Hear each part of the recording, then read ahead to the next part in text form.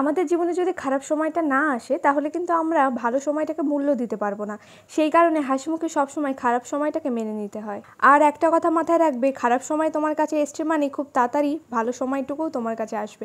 কারণ ভগবান সবসময় সবার সাথে খারাপ করে না, খারাপের পেছনে কোনো ভালো কিছুর আশা থাকে। জীবনটা যেমনভাবে বইছে ঠিক তেমনভাবে বইতে দাও, বাট একটা কথা মাথায় রাখবে, লক্ষ্য কিন্তু একটাই থাকা উচিত। লক্ষ্য যদি তুমি স্থির রাখতে পারো তাহলে তোমাকে কেউ কোনোদিন হারাতে পারবে না। তো হ্যালো এভরিওয়ান, কেমন আছো তোমরা সবাই? আশা করি ভীষণ ভালো আছো। তো এটা একটা ছোট্ট মিনি ব্লগ হতে চলেছে 2 মিনিটে, তো পুরো ভিডিওটা দেখো, আশা করি তোমাদের ভালো লাগবে। দুপুরে গান শুনতে শুনতে কখন যে ঘুমিয়ে পড়েছে একদমই বুঝতে পারিনি। ঘুম থেকে উঠেই থেকে 6:30 বেজে গেছে। তো আজকে যাওয়ার কথা আছে বাজারে।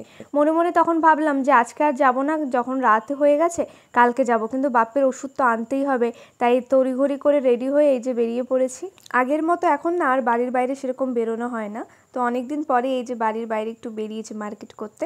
তো ফার্স্টেই চলে এসেছি আমি সুপার মার্কেটের ভেতরে, কারণ আজকে হলো অনেক কিছু কেনাকাটার কথা আছে আমার, তাই টুকটাক জিনিসপত্র কিনে চলে গেছিলাম ওষুধের দোকানে।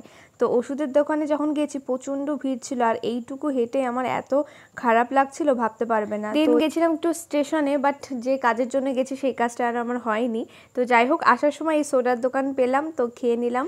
তো গাইস, লাস্ট একটা কথাই বলবো, প্রচুর পরিমাণে জল খেও। আর তোমাদের বাড়িতে অবশ্যই বাচ্চা এবং বয়স্ক লোকজন আছে, তাদেরকেও কিন্তু জোর করে জল খাইও, কারণ তারা জল খাবে না সেটা আমি ভালো করে জানি। আর যখন বাইরেও বেরোবে অবশ্যই কিন্তু জল ক্যারি করবে। তো গাইস, আজকের ভিডিও এখানে শেষ। টাটা, দেখা হচ্ছে আবার নেক্সট ব্লগে।